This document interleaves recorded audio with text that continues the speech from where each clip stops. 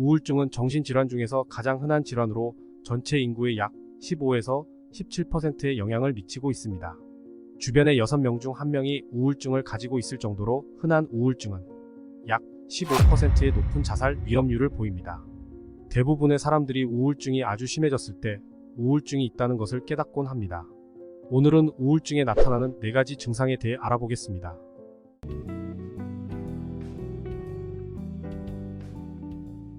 대인관계에서의 문제. 우울증 환자들은 대인관계에서 문제를 겪을 때가 많습니다. 친구나 가족들과 대화하기가 어려워지고 사람들과 함께 있는 것이 지겨워지기도 합니다. 이러한 대인관계에서의 문제들은 우울증 증상을 악화시키는 원인 중 하나입니다. 따라서 적극적으로 대인관계를 유지하고 의사소통 능력을 향상시키는 것이 우울증 예방 및 치료에 큰 도움이 될 수 있습니다. 취미나 관심사의 감소. 우울증 환자들은 자신의 취미나 관심사에 대한 관심이 감소합니다. 아무것도 하기 싫고 모든 것이 재미없다고 느껴지고 의욕 없이 게을러진 상태로 보이는 경우가 많습니다. 이전에 즐겨하던 일들이 재미없어지고 무기력해지는 것이 특징입니다. 치료 방법으로는 우울증 증상을 완화시키는 데 도움이 되는 활동들을 찾는 것이 중요합니다. 예를 들어 운동을 즐기는 사람은 운동을 적극적으로 추천하고 음악을 좋아하는 사람은 음악 감상이나 연주를 통해 치료 효과를 높일 수 있습니다. 또한 새로운 취미나 관심사를 찾는 것도 우울증 치료 과정에서 중요합니다. 이를 통해 일상적인 활동에 대한 관심과 의욕을 회복시키고 삶의 질을 개선시킬 수 있습니다. 식욕의 감소. 우울증 환자들은 식욕이 감소하는 경우가 많습니다. 밥을 먹기 싫어하거나 맛있는 음식을 먹어도 맛이 없어지는 것이 특징입니다. 치료 과정에서는 영양 섭취에 대한 관리가 필요합니다. 우선 우울증 환자의 식사를 관리하는 것이 중요합니다. 일정한 식사 습관을 유지하고 영양가 있는 음식을 섭취할 수 있도록 유도하는 것이 필요합니다. 식사를 즐기는 것이 어려운 경우 소량의 다양한 간식을 먹는 것도 좋습니다. 또한 스트레스를 줄이는 활동이나 명상, 요가 등의 운동을 통해 식욕을 회복시킬 수 있습니다. 수면장애. 우울증 환자들은 수면 장애가 발생하는 경우가 많습니다.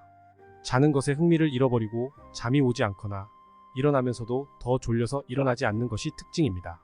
잠들기 어렵거나 자주 깨어나는 경우가 많습니다.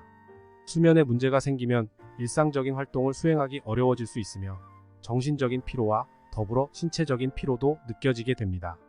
수면 장애의 원인은 다양합니다. 스트레스와 불안으로 인해 잠을 못 자는 경우가 많으며 뇌화학 불균형과 같은 신경학적인 이유로 인해 수면에 문제가 생길 수도 있습니다.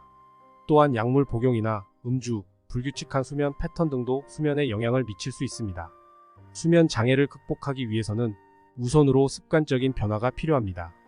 규칙적인 수면 습관을 유지하고 침실에서는 편안하고 조용한 환경을 조성해야 합니다. 또한 스트레스를 관리하는 방법을 습득하여 수면에 부정적인 영향을 주는 요소를 제거할 필요가 있습니다. 마지막으로 우울증의 치료를 받으면 수면 장애도 개선될 가능성이 높습니다. 약물 치료나 심리치료 등을 통해 우울증을 극복하면 수면 장애도 개선될 수 있습니다. 우울증을 예방하는 방법. 우울증을 예방하고 건강한 삶을 살기 위해서는 다양한 방법을 찾아나가야 합니다. 일상에서 소소한 행복을 찾으며 운동을 하거나 취미를 찾아볼 수 있습니다. 또한 지인과 소통하며 전문가와 상담하는 것도 좋은 방법입니다. 요즘은 정신건강에 대한 이해도가 높아져서 정신과 상담을 받는 것이 흔해졌습니다. 더 이상 정신건강 문제를 부끄러워하지 않는 분위기입니다. 우울증이나 불안 증세, 스트레스 등과 같은 정신건강 문제는 우리 주변에서 일어나는 일이며 누구에게나 발생할 수 있는 문제입니다. 그러나 이러한 문제를 억누르거나 무시하면 더 심각한 결과로 이어질 가능성이 높습니다.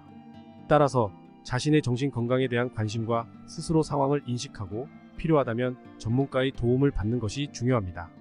정신건강 상담을 받으면 자신의 문제를 이해하고 해결하는 데 큰 도움이 됩니다.